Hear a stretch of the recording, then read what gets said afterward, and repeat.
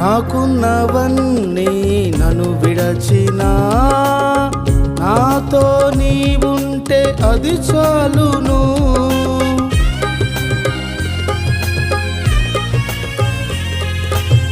నాకున్నవన్నీ నన్ను విడచినా నాతో నీవుంటే అది చాలును. హల్లెలూయా. మన ప్రభువును రక్షకుడైన యేసుక్రీస్తు వారి శ్రేష్టమైన నామములో మరి ఈ గృహకూడికి కూడి వచ్చిన మీ అందరికి కూడా నా హృదయపూర్వకంగా తెలియజేస్తున్నాను. దేవుడు మీ అందరిని దీవించును గాక. ఆమేన్. చాలా సంతోషం. మరి ఈ విధంగా ఈ నూతన సంవత్సరంలో ఈ విధంగా కృతజ్ఞతగా కూడికి పెట్టుకుంటూ నాకు హృదయం చాలా సంతోషంగా ఉంది. దేవుడు మరి ఇంకా ఈ కుటుంబంలో వింతైన విచిత్రమైన ఆశ్చర్యమైన అద్భుతమైన కార్యములు ఎన్నెన్నో జరిగించునుగాక. ఆమేన్. బైబిల్ తెరిచి ఒక చిన్న వాక్యాన్ని ధ్యానం చేసుకొని మనం ప్రార్థన చేసుకుని ముగించుకుందాం. యోబు గ్రంథం 10వ అధ్యాయము 12వ వాక్యాన్ని ఒకసారి చదువుకుందాం. యోబు గ్రంథము 10వ అధ్యాయము 12వ వాక్యాన్ని ఒకసారి చదవండి.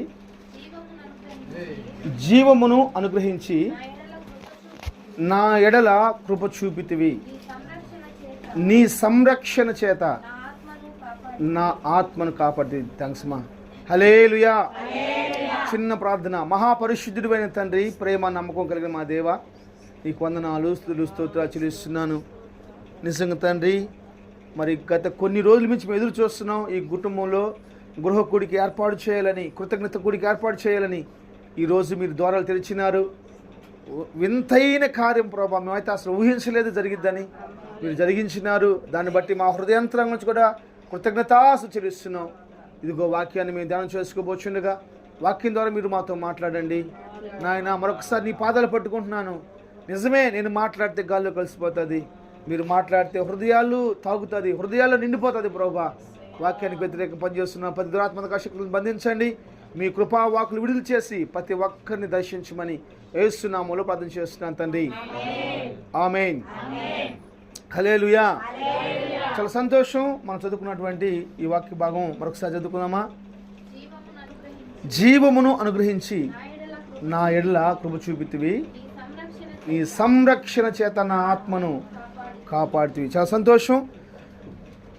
మరి బైబిల్లో చూసుకున్నట్లయితే చాలా రకాలైన గ్రేస్ కృపలు ఉన్నాయి, చాలా రకాలైన కృపలు ఉన్నాయి. అయితే కృప అన్నిటికంటే శ్రేష్టమైంది. నేను ఈరోజు ఒక 3 కృపల గురించి నేను మీకు చెప్పాలని ఆశపడుతున్నాను.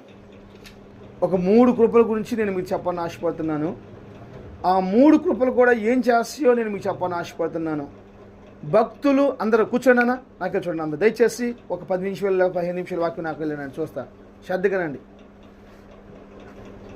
భక్తులందరూ కూడా కృపనే ఆధారం చేసుకుని బతికేవాళ్ళు.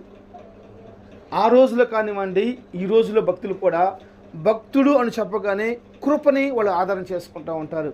నిజంగా మరి యేసయ్య గారి జీవితంలో సాక్షి చెప్తున్నప్పుడు వాళ్ళు చెప్పే పదం ఏంటంటే గ్రేస్, కృప కృప అని చెప్తాడు. మేము పెరిగినటువంటి టీపం చర్చిలో కూడా వాళ్ళు చెప్పే మాట ఏంటంటే గ్రేస్ గ్రేస్ గ్రేస్ అని చెప్పేసి అని. గ్రేస్ అనే పదం వాళ్ళకి ప్రాణంగా మార్చబడిపోయింది. స్తోత్రం. నిజంగా ఒక కుటుంబానికి కృప ఉంటే, ఒక వ్యక్తికి కృప ఉంటే వాళ్ళ జీవితాలు ఎలా మార్చబడతాయో, ఆ కృప వాళ్ళ జీవితాలు ఎలాంటి గొప్ప కార్యాలు చేస్తాయో అద్భుతం కదా. యోబు కూడా రాస్తూ మాట్లాడుతున్నాడు, నీ కృప నా ఆత్మను సంరక్షిస్తుందని మాట్లాడతాడు, నీ కృప నా ఆత్మకి ఆరోగ్యాన్ని ఇస్తుందని చెప్పి మాట్లాడతాడు. హల్లెలూయా. చాలా సంతోషం. నేను ఒక 3 కృపల గురించి మీకు చెప్పాలని ఆశపడుతున్నాను. బైబిల్ తెరిచి 36వ అధ్యాయము 36వ కీర్తన 10వ వాక్యం కూడా ఒకసారి చదవండి. 36వ కీర్తన 10వ వాక్యం.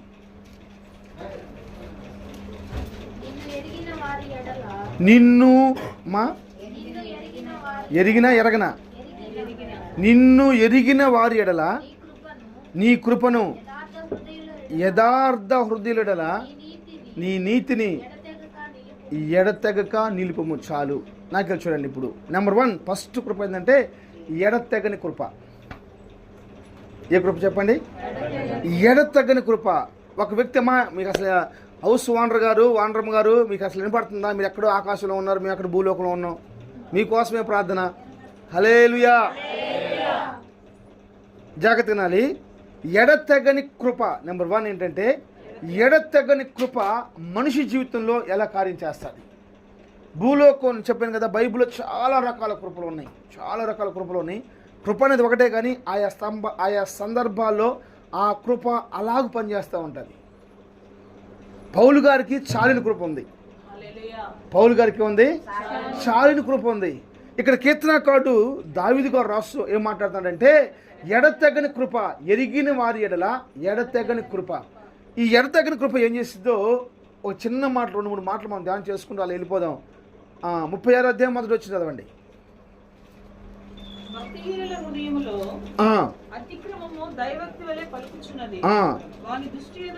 రెండు వచ్చిన వాని దోషము బయలుపడి అసహ్యంగా కనపడే వరకు వాడి దోషము బయలుపడి వాడికి అసహ్యంగా కనపడేంత వరకు వాని దృష్టి ఎదుట వాని ముఖస్థుతి చేస్తూ ఉంటది. జాగ్రత్త వినాలి. వాని నోటి మాటలు పాపమునకును కపటమునకును ఆస్పాదములు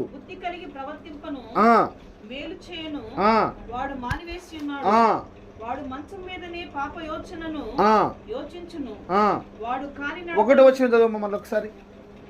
భక్తిహీన హృదయములో అతిక్రమము దైవభక్తి వలె పలుకుచున్నది. ఓకే, వాని దృష్టి ఎదుట దేవుని భయము భక్తిగా లేదు. చాలు, ఇది బావాలి.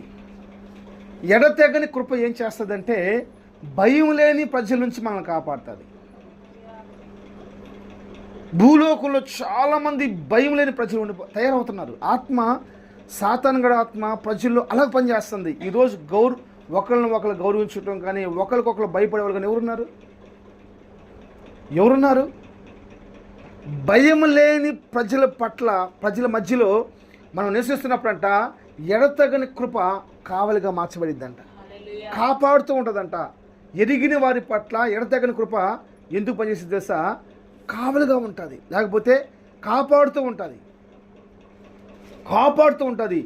అందుకనే మన కుటుంబాలకి నిశ్చయంగా ప్రభు ఎడతెగని కృపను అనుగ్రహించును గాక. భయము లేని వారి జీవితాల్లో, భయము లేని వారి పట్టణాల్లో మనం కాపురం చేస్తున్నప్పుడు, మనం నివాసం చేస్తున్నప్పుడు హల్లెలూయా, ఎడతెగని కృపే కాపాడిద్ది. బైబిల్లో మనం చదువుకున్నప్పుడు 20వ అధ్యాయంలో చదవశ్రద్దు. ఆదికాండం 20వ అధ్యాయంలో మనం చదువుతున్నప్పుడు అక్కడ ఒక రాజు కనబడతాడు. గెరారా ప్రాంతానికి అబ్రహాం గారు వెళ్తారు. అక్కడ ఒక రాజు ఉంటాడు. ఆ రాజు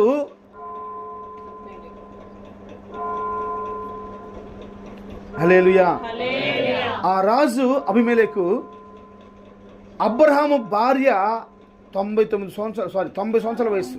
ఎన్ని సంవత్సరాల వయసు? 90 సంవత్సరాల వయసులో కూడా ఎంత అందంగా ఉందో మహాతల్లి, ఎంత అందంగా ఉందో. దాన్ని బట్టి దేవునికి మహిమ కలుగును గాక. నిజంగా పరిశుద్ధులందరూ, నాకు తెలిసిన చాలా మంది పరిశుద్ధులందరూ చాలా అందంగా ఉంటారు. వాళ్ళ కళ్ళు, వాళ్ళ మోకాలు చాలా అందంగా ఉంటాయి. సో ఈ అబీమెలెకు రాజు, గెరారా ప్రాంతంలో నివసిస్తున్నటువంటి ఫిలిష్తీయుల రాజు అబీమెలెకు రాజు ఆమె చూసినప్పుడు మోహించేసేసి ఆమె పాపం చేయాలని అనుకున్నాడు. అయితే షరత్ అంటాడు, అమ్మ నువ్వు నా చెల్లివని చెప్పు, లేకపోతే నన్ను చంపుతాడు, నిన్ను బతకనిస్తానని చెప్పేసి అంటాడు. తర్వాత దేవుడు అబీమెలెకుతో మాట్లాడతాడు, రే వాళ్ళు ఎవరు అనుకుంటున్నారు, ప్రవక్త పాస్టర్ గారు, దయవు చేయండి రా, వాళ్ళ విషయమై మనం చాలా జాగ్రత్తగా ఉండాలి. వాళ్ళు నీ కోసం ప్రార్థన చేసేవాళ్ళు, నువ్వు వాళ్ళ కోసం కదా ప్రార్థన చేసేది, నీ కోసం వాళ్ళు ప్రార్థన చేస్తారు. వాళ్ళు ప్రార్థన చేస్తే నువ్వు బతుకుతావు, నీ గర్భాలు తెరవబడతాయి, నీకు బిడ్డలు పుడతారు బాబు అని చెప్పేసి దేవుడు దర్శించినప్పుడు, అయ్యా నేను భక్తి కలిగిన వాడిని, యథార్థవంతుడిని, నాకు తన భార్యను తెలియదు, నేను యథార్థ హృదయంతో ఈ పని చేస్తానని నీకు తెలుసు అని చెప్పి అంటాడు. అప్పుడు అబ్రహాం పిలిచేసేసి అబ్రహాంతో అడుగుతాడు, అబ్రహామా ఎందుకయ్యా ఎంత తప్పు చేస్తావు, ఇంత పాతకం ఎందుకు కట్టుకున్నావు అన్నప్పుడు అబ్రహాం చక్కగా మాట చెప్తాడు. ఏమంటాడు? ఈ దేశమంతా, ఈ ప్రాంతమంతా, నీ ప్రజలంతా భయము లేనివారు, దేవుని భయము లేనివారు ఎదుటి వ్యక్తి స్త్రీలను ఆశపడుతూ ఉంటారు. దేవుని భయం లేని వారు ఎదుటి ఆస్తి కోసం ఆశపడుతూ ఉంటారు. దేవుని భయం లేని వారు ఎంతటి అగత్యానికైనా చేయడానికి ముందుకు వస్తూ ఉంటారు. అలాంటి వాళ్ళు మన పైకి వచ్చినప్పుడు, మన కుటుంబాలకు వచ్చినప్పుడు ఎడతెగని కృప కాపాడుతూ ఉంటుంది. ప్రైజ్ ది లార్డ్, హల్లెలూయా. ఎడతెగని కృప మనకు కాపాడుతూ ఉంటుంది. అబ్రహామును కాపాడింది ఎడతెగని కృపే, శారమును కాపాడింది ఎడతెగని కృపే. Praise the lord. ఎంత గొప్ప కృప చూడండి. ఎంత గొప్ప కృప. ఆయన తెలుసు గెరారా ప్రాంతానికి పోతే సంతోషంగా రండి. గెరారా ప్రాంతానికి పోతే ఏం జరిగిద్దో అబ్రహాంకి తెలుసు. అక్కడ ఎలా జరగబోతున్న సిచ్యువేషను తెలుసు అబ్రహాంకి. నా భార్యను వాళ్ళు చెరపట్టుకుని పోతారు తెలుసు. దేవుణ్ణి నమ్మొచ్చినందుకు తన భార్యని వాళ్ళు తీసుకుని పోతే కూర్చొని ఉండాల్సి వచ్చింది. పొరుగు దేశం, తన దేశం కాదు కదా.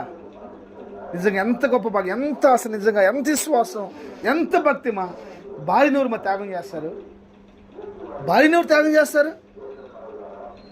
చేతగాని వాడివా ఇలా కూర్చొని ఉన్నాడు, చేతులు కట్టుకొని ఉన్నాడు. 14 అధ్యాయం రాస్తుంటుంది. ఇంట పుట్టి అలవాల్చబడిన వాళ్ళు 318 మంది ఉన్నారు. వారి తల్లిదండ్రులు ఒక 300 మందిని లేకపోతే 500 మంది వేసుకున్నా కానీ 1000 మంది పనులు కలిగి ఉన్నవాళ్ళు. ఒక దేశం కాడికి వెళ్ళిపోయేసేసి అక్కడ ప్రశాంతంగా ఉండాలనుకున్నాడు, కానీ ఉండలేకపోతున్నాడు. భార్య పక్కన లేదు. అలాంటి పరిస్థితులు చెప్తున్నాను. నేను ఒక మాట చెప్తాను, జాగ్రత్తగానండి. ఎడతెగని కృప మనకు తోడుగా ఉంటే భయపాల్సిన అవసరం లేదు. ఎలాంటి భయాందోళన కలిగించే మనుషులు వచ్చినా కానీ మనం భయపాల్సిన అవసరమే లేదు. నర్సరాపేట, నర్సాపురం ఏదో ఊరు ఆటో తోలుకున్న అబ్బాయి ఎందుకు చిన్న విషయంలో గొడవ వచ్చింది. ఆటోలు ఎక్కేశారు. ఏదో చిన్న గొడవ వచ్చిందంట. దిగినాక డబ్బులు అడుగుతున్నాడు. ఆటో నేను డబ్బులు ఏం చేసుకోమంటే నా కష్టం దిగుదరా మీరు తింటారని చెప్పేసి అని ఊరికి మాట్లాడాడు. అక్కడే పక్కన కొబ్బరి బొండల కత్తులు తీసుకొని చేసి వాడిని నరికేశారు మొక్కలు. ఆటో డ్రైవర్ని వాడు రక్తం మడుగులు అలా పడిపోయి ఉన్నాడు పాపం. ఒక 27-28 సంవత్సరాలు ఎవరు ఒక్కో వ్యక్తి.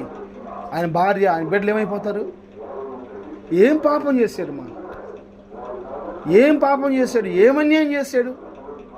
ఆటో నడుపుకొని డబ్బులు ఇవ్వండిరా బాబు అంటే వాళ్ళు కామెడీగా సరదాగా మాట్లాడుకొని అపహాస్యంతో మాట్లాడుకొని అతనిపైన జోకులు వేసుకొని అవన్నీ ఓర్చుకుంటేనే మంచోడా, ఎదురు తిరిగి మాట్లాడితేనే కత్తి తీసుకొని అడుగుతారా? ఏందిమా భయం లేదు? బైబిల్ చెప్పింది 24వ మత్తయి సువార్తలో అక్రమము విస్తరిస్తున్న కొలది ప్రేమ చల్లారిపోతూ ఉంటుంది. ఒక వ్యక్తిలో అక్రమం విస్తరిస్తుందంటే అర్థమైందంటే వాళ్ళ మీద ప్రేమ తగ్గిపోతూ ఉంటుంది.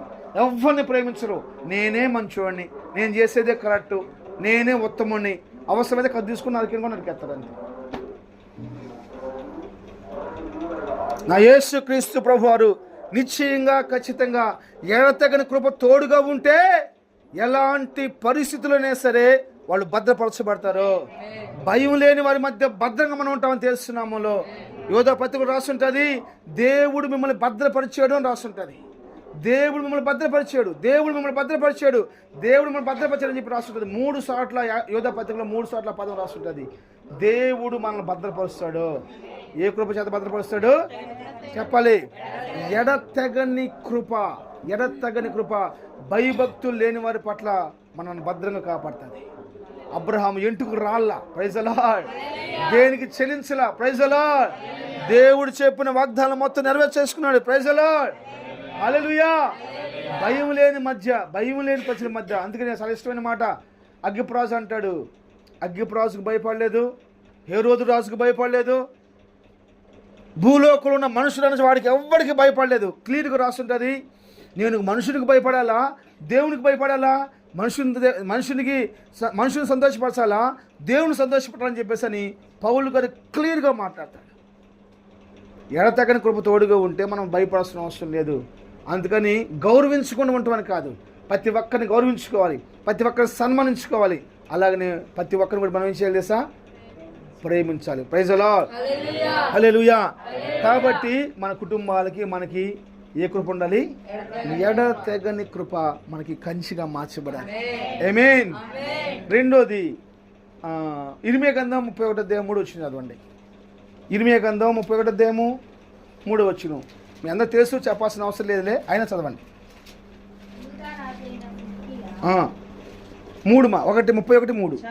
31:3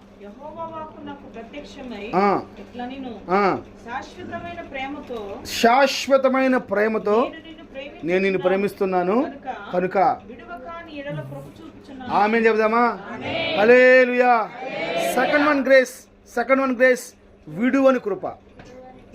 చెప్పండి. ఒకటేమో ఎడతెగని కృప, రెండోది చేసేసి విడువని కృప.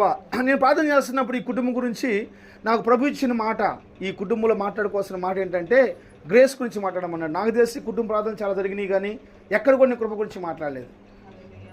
కానీ ఈరోజు నేను మాట్లాడుతున్న మాట ఏంటి తెలుసా? ఉన్నతమైనది విడువని కృప. Praise the lord. విడువక ఎడబాయక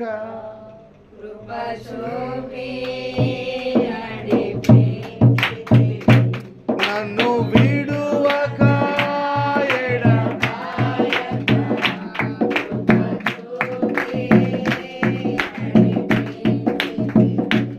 ఏ స్థితిలో నేనున్నాను, ఏ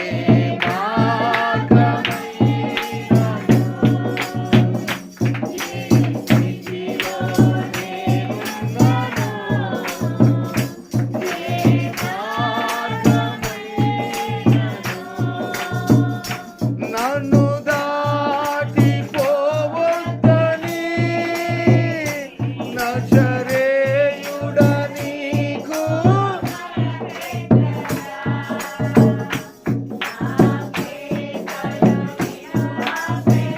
అదే ఆమేన్.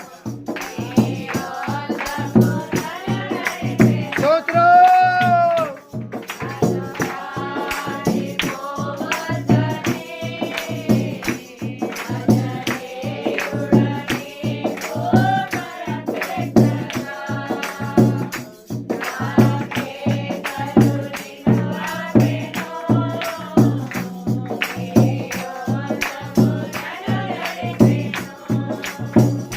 నీ చేతులు నన్ను ముట్టగా, నా కన్నులు నిన్ను చూసెను.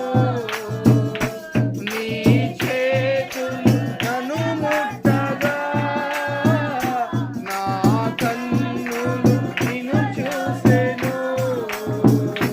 నీకే నా ఆరాధన, యేసయ్యా ఆరాధన. పాడాలి.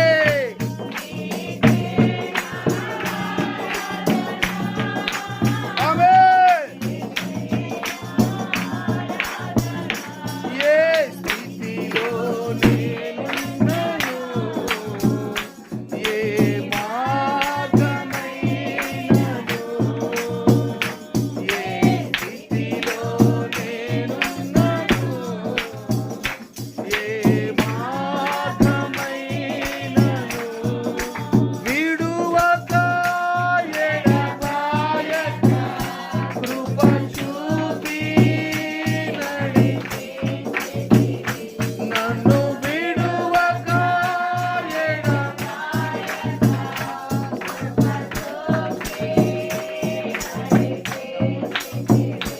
ఏ స్థితిలో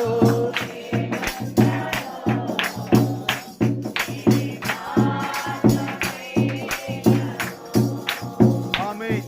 హల్లెలూయా, హల్లెలూయా. చెప్పాలి. సెకండ్ మన గ్రేస్ పేరు ఏంటి? అందరూ చెప్తారా? విడువని కృప. God bless you. ఏం కృప? ఈ విడుగుని కృప ఏం చేసిద్ది? ఎడతెగని కృప ఏం చేసిద్దంట? ఎడతెగని కృప ఏం చేసిద్దమ్మా?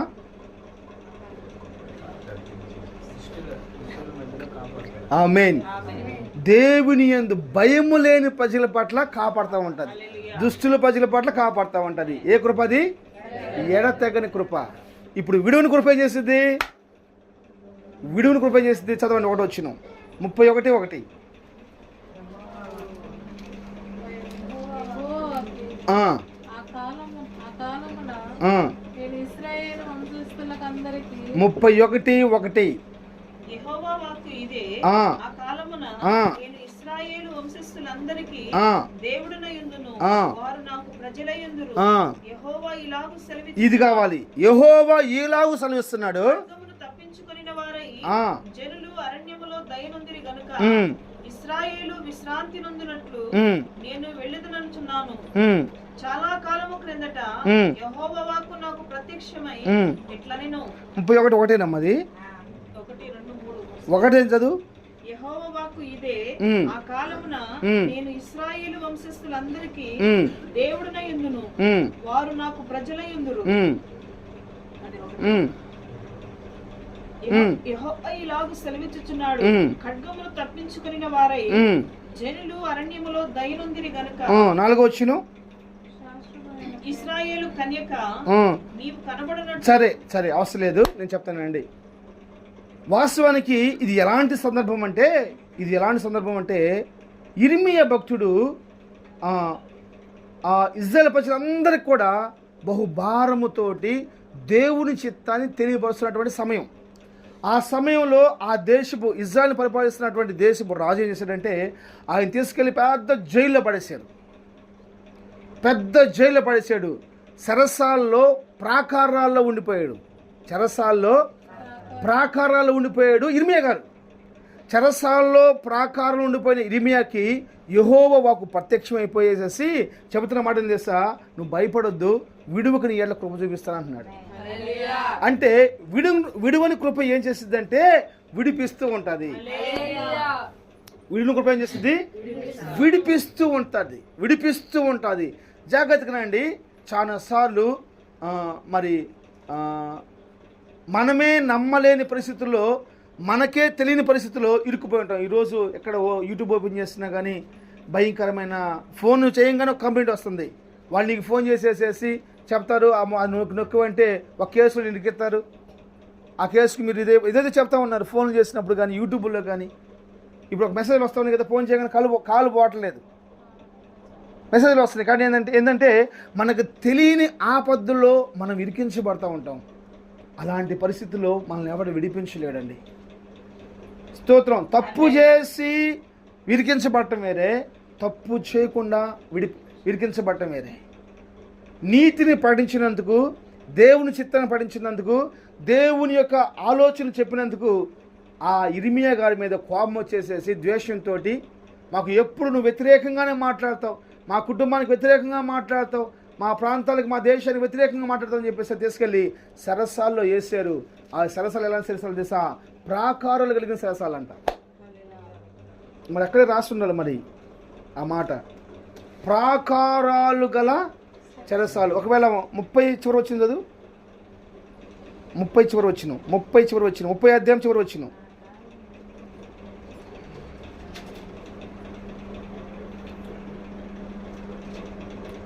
సరే వద్దులే, మీరు అంత దీర్ఘంగా చదవాల్సిన అవసరం లేదు, ఇదే మాట. నాకే చూడండి, ఇప్పుడు చూడండి. హల్లెలూయా. విడువను కృప చేస్తుందంట, విడువను కృప చేస్తుంది, విడిపిస్తూ ఉంటుంది. చూడండి ఎలాంటి సమయాల్లో, ఎలాంటి సందర్భాలు విడిపిస్తుందో చూస్తాను.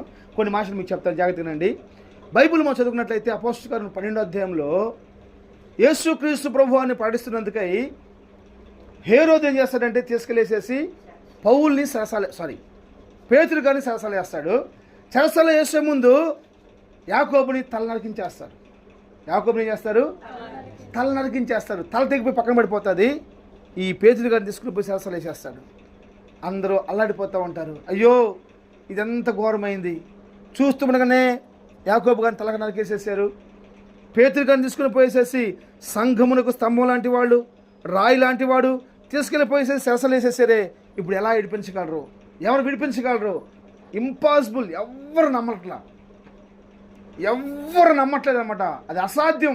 ఎందుకంటే రోమా ప్రభుత్వం చాలా కఠినంగా ఉంటుంది.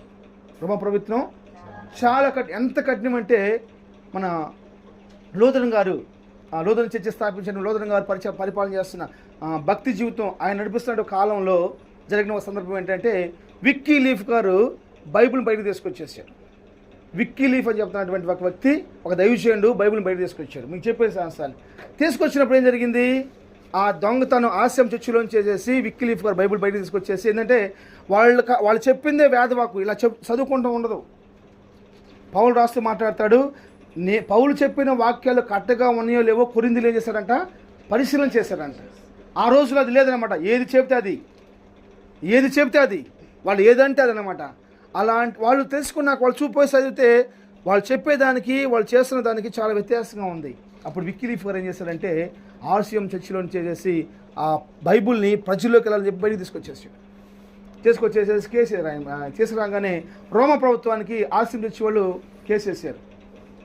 అతను దొంగతనం చేశాడు, అతను బంధించమని చెప్పేసి అని. అది నిర్ధారణ అయ్యేలకి చచ్చిపోయాడు. ఎవరు? విక్కీలీఫ్ గారు చనిపోయారు. నిర్ధారణ అయ్యేలకి ఆయన చనిపోయిన 3 సంవత్సరాలకి ఆయన దొంగని తేలింది, ఆయన దొంగతనం చేశాడని తేలింది. అప్పుడు రోమా గవర్నమెంట్ ఎలాంటి శిక్ష విధించిందంటే ఆ సమా తవ్విచ్చేసేసి ఆయన అస్థికులు, ఆయన ఏమంటారని అస్థి పంచిన తీసుకొచ్చి ఒక చెట్టు కట్టేసేసి 40 కోడ దెబ్బలు కొట్టమని చెప్పేసి ఆజ్ఞించింది. ఎముకలకు కూడా దెబ్బలు కొట్టాలంట, అంత కఠినమైంది. వాళ్ళ శిక్ష వాళ్ళు అనుభవించాలంతే. వాళ్ళ ఎముకలైనా అనుభవించాలి, వాళ్ళైనా అనుభవించాలి. తర్వాత కాలంలో వారి బిడ్డలు అనుభవించాలి.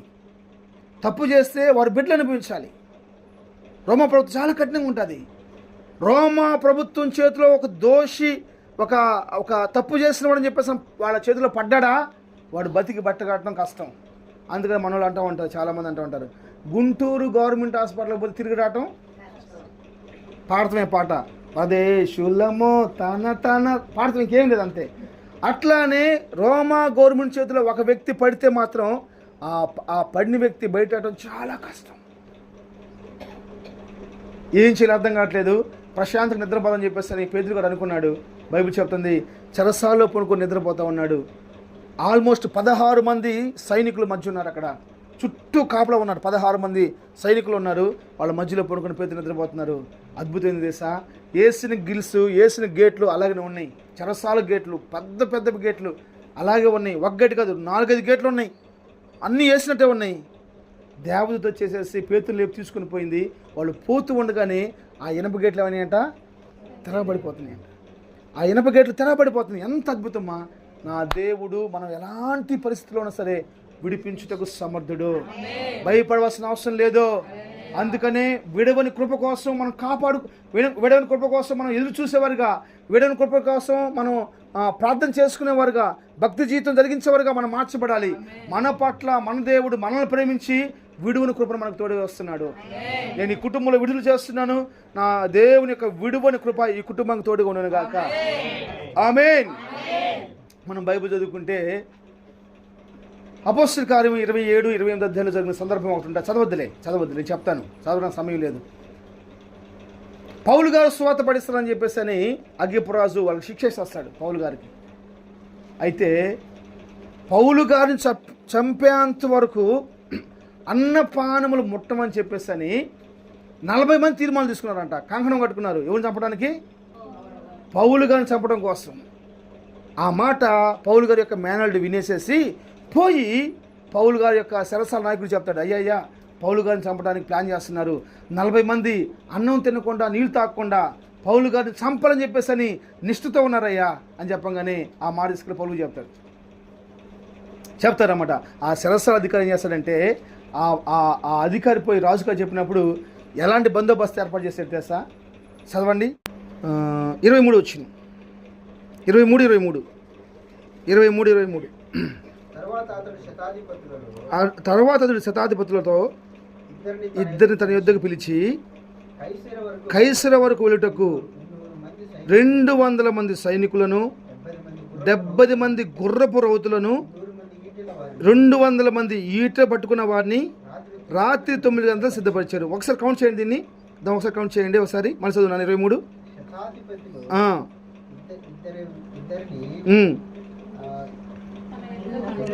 పిలిపించి 200 మంది సైనికులు, గుర్తుపెట్టుకోండి, 200 మంది సైనికులు, 70 మంది గుర్రాల మీద కూర్చునే వాళ్ళు, 200 మంది ఈటి పట్టుకునే వాళ్ళు. ఎంతమంది అయ్యారు?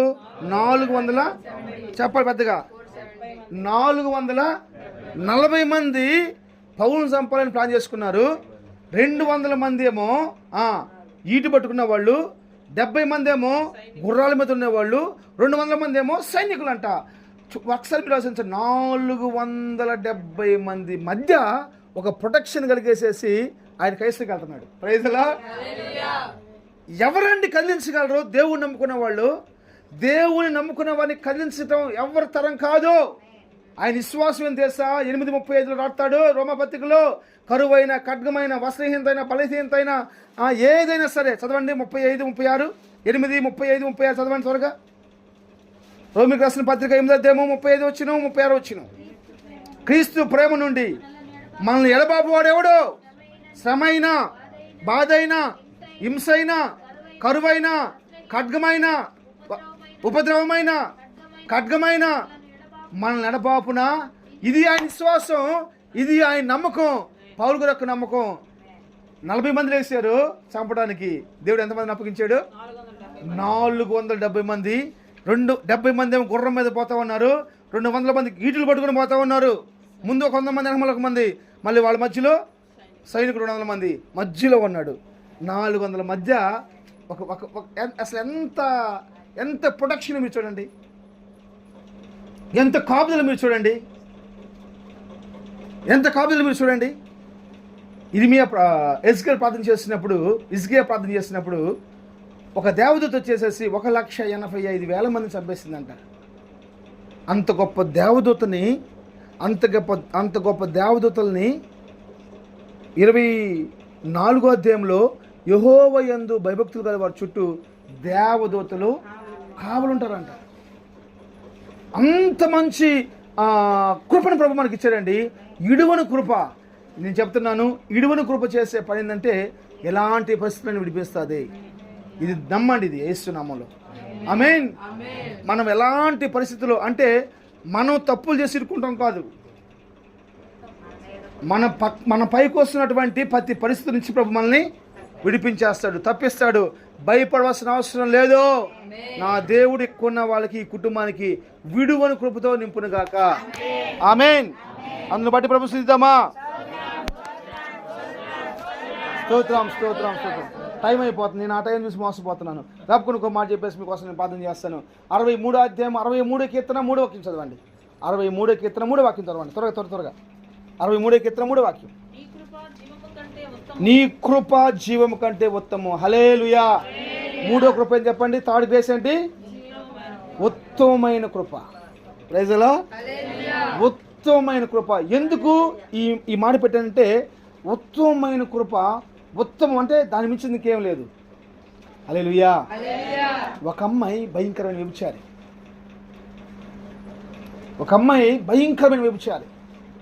ఎంతమందితోనైనా పాపం చేస్తూ ఉంటారు. పాపాత్మురాలు. ఆ పాపాత్మురాలు పరిశుద్ధురాలుగా మార్చబడటానికి ఉత్తమమైంది ఎన్నుకుందంట. Praise the lord. ఏమనుకుంది? ఏందా ఉత్తమైంది? యేసయ్య పాదాలు. ఉత్తమమైన కృప చాలా ప్రాముఖ్యమైనది. ఈ ఉత్తమమైన కృప ఏం చేసిద్దో మీకు చెప్తాను. 2వ వచనం చదవండి. నీ బలమును నీ ప్రభావమును చూడవలనని పరిశుద్ధాలయమందు నేనెంతో ఆశతో ఉన్నాను, కనిపెడుచున్నాను. Note this point. ఏ దేశం అంటది? ఏ దేశం అది? పెద్ద చెప్పాలి. నీళ్లు లేక ఎండి ఉన్న దేశములో ఉత్తమమైన కృప జీవాన్ని ఇస్తుంది. నీళ్లు లేక ఎండిపోయిన మన ఆశలు ఆశలు అయిపోయినా సరే, మన కోరికలు గాలిలో కలిసిపోయినా సరే, నీకు ఉత్తమమైన కృప తోడుగా ఉంటే ఆ ఎడారుల్లో జీవ జలపు నదులు ఉపకిస్తూ ఉంటాయి. Praise the lord. హల్లెలూయా. ఆ ఎడారులు ఏం చేస్తుంది? ఆశీర్వాదపు ఊటలు ప్రవహిస్తూ ఉంటాయి. అరణ్యములో హాగరుకు దేవుడు చేసిన కృప ఎంత శ్రేష్టమైందండి. అరణ్యములో దేవుడు ఎంత కృప ఇచ్చాడు హాగరుకి. నీళ్లు లేవు. ఎప్పుడైతే ఉత్తమమైన కృపనిచ్చే దేవుణ్ణి కలిగి ఉందో ఆ ఎడారి ప్రాంతంలో నీటి బొక్కలు పట్టుకొచ్చినాయి. వాళ్ళు తృప్తిపరచబడ్డారు. 12 రాజులు వచ్చారు. ఇప్పుడు ఆల్మోస్ట్ 57 దేశాల్లో వాళ్ళ పరిపాలన ఉంది. ప్రపంచంలో కోటీశ్వరులు ఇష్మాయిలే. కారణం ఉంది తెలుసా? వాళ్ళు ఉత్తమమైన కృపతో నింపబడిపోయారండి. ఉత్తమమైన కృప ఎడారిలో చేసిన తెలుసా? మనల్ని నిలబెడుతుంది. నీళ్లు లేని దేశం, ఎండిపోయిన దేశం అని అంటారు చూడండి. నీళ్లు లేని దేశం, ఎండిపోయిన దేశంలో జీవం కలిగిన కృప, ఉత్తమమైన కృప ఆయనకు ఆదరణిస్తుందంట. దేవుని బిడ్డలారా, దేవుని సేవకు నేను చెప్తున్న మాట ఏం చేస్తా? దేవుడు మన కృపతో దర్శించాలని ఆశపడుతూ ఉన్నాడు. దేవుడు తన కృపతో మనల్ని దర్శించాలని, నిత్యము తన కృపతో నడిపించాలని, కృపని మనం బహుమానంగా ఇవ్వాలని. ఏ కృప అది? ఉత్తమమైన కృప. బైబిల్ రాసిన ఒక మాట, ఆకాశం కంటే ఎత్తైన కృప. ఆకాశం ఎంత ఎత్తుంది ఎవరు కొనలేదు, ఇంతమంది మెజర్మెంట్ లేదు. ఆకాశం ఎంత హైట్ ఉందో కొలిసే మెజర్మెంట్ లేదు. అంత ఎత్తైన కృప. చాలా కృపలు ఉన్నాయి. ఒక శ్రేష్టమైన కృప తెలుసా? ఉత్తమమైన కృప కింద మనం రావాలి. ఉత్తమమైన కృప కింద మనకు వస్తే ఎలాంటి కరువు పరిస్థితులు మనం పోషించబడతాం, ఎలాంటి ఎండిపోయిన పరిస్థితుల్లో కానీ మనం పోషించబడతాం. హల్లెలూయా. మన దేవుడు నమ్మదగిన దేవుడు. భక్తులు అనుభవాలు చెప్తున్న మాటలు ఇవి. భక్తుల అనుభవాలు చెప్తున్న మాటలు. కీర్తనకారుడు చెప్తున్నాడు, నేను ఎడతగిన కృప కింద ఉన్నాను, నేను ఉత్తమమైన కృప కింద ఉన్నాను, నేను ఇర్మియా అంటున్నాడు కదా, ఏమన్నాడు? విడవని కృప కింద ఉన్నాను. మరి నువ్వే కృప కింద ఉన్నావు? ఈ కుటుంబం ఏ కృప కింద ఉంది? నేనే కృప కింద ఉన్నాను. నువ్వు పేరు పెట్టుకోగలవా? యేసయ్యా నేను ఈ కృప కింద ఉన్నానని? నువ్వు నాకు ఈ కృప ఇచ్చావని చెప్పేసి నువ్వు చెప్పగలవా? నిరంతరం నిలిచిపోయే కృప, నిత్యం నిలిచిపోయే కృప. లేసులో పడిన ప్రార్థన చేసుకుందాం. అందరూ కళ్ళు మూసుకొని చిన్న ప్రార్థన చేసుకోండి. సేవకురాలు మన కోసం ప్రార్థన చేస్తుంది. అందరూ ప్రార్థన చేసుకుందాం. దేవుడు మీతో మాట్లాడిన పద్య మాటను బట్టి నీకే కృప కావాలని ఆశపడుతున్నావు? అసలు నీకు నీ వెంట కృప వస్తుందా లేదా? కృప నిన్ను వెంబడిస్తుందా లేదా? ఎవరు నమ్మలేని కార్యాలు, ఎవరు ఊహించలేని కార్యాలు విడవని కృప చేస్తుంది కదా. పేతురు చెరసాలలో ఉన్నాడు, ఎవరు నమ్మలేరు. చెరసాల నుంచి ఇర్పించింది దేవదూత. 40 మంది పౌలు చంపేంత వరకు అన్నపాలను పుచ్చుకోమని దీక్షతో ఉన్నారు. 470 మంది సైన్య సమూహంతో నడిపించబడ్డాడు పౌలు గారు. భయపడద్దు బిడ్డ, భయపడద్దు. దేవుని సేవకునే మాట్లాడుతున్నాను, దేవుని సేవకుని చెబుతున్నాను. నిశ్చయంగా నిశ్చయంగా నిశ్చయంగా నిశ్చయంగా నా ఆత్మను నీ కృప రక్షించింది, సంరక్షించిందని యోబు సాక్ష్యం చెప్తున్నాడు. నా ఆత్మను నీ కృప సంరక్షించిందని చెప్తున్నాడు. మరి నువ్వే చెప్పగలవు సాక్ష్యం. నోదేశ ప్రార్థన చేయండి, నోదేశ ప్రార్థన చేయండి. అయ్యా ఏడతగిన కృపతో నన్ను నింపమని చెప్పండి. భయం లేని పరిస్థితుల్లో భయం లేకుండా మనం నిద్రపోతాము. ఏడవని కృపతో మమ్మల్ని నింపండి ప్రభు అని చెప్పండి. ఎలాంటి పరిస్థితులైనా మనం విడిపించబడతాము. ఉత్తమమైన కృప కింద మమ్మల్ని నింపండి ప్రభు అని చెప్పండి. ఉత్తమమైన కృప నిశ్చయంగా ఖచ్చితంగా ఎండిపోయిన దేశాల్లో, నీరు లేని దేశాల్లో జీవంతం పడిపోయిద్దంతే, ఆదరించిద్దంతే, బలపరిచిద్దంతే, బతికిచ్చిద్దంతే.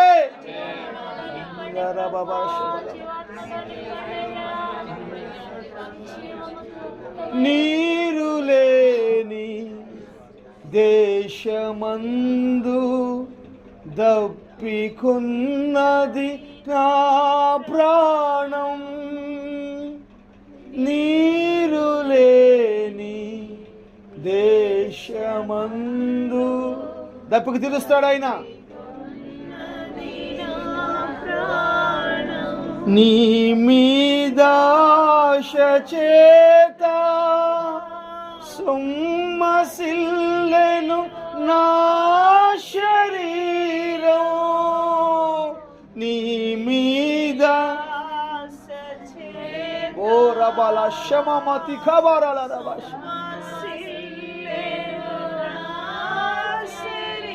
నీ మీద ఆశ చేత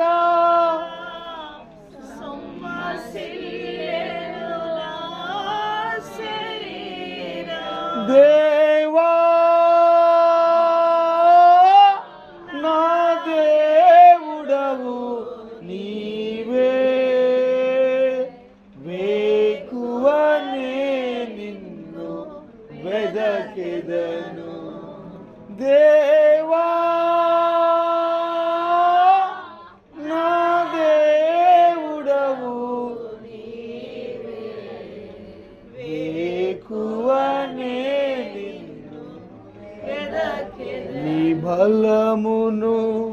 ప్రభావమును చూడా, నీ బలమును ప్రభావమును చూడా, నేనెంతో ఉన్నాను, నేనెంతో ఆశతో ఉన్నాను దేవా, నా దేవుడవు నీవే, వేకువనే. అందరూ నోటితో చెప్పండి, నీ కృప నాకు కావాలని చెప్పండి. నో తెవాలి.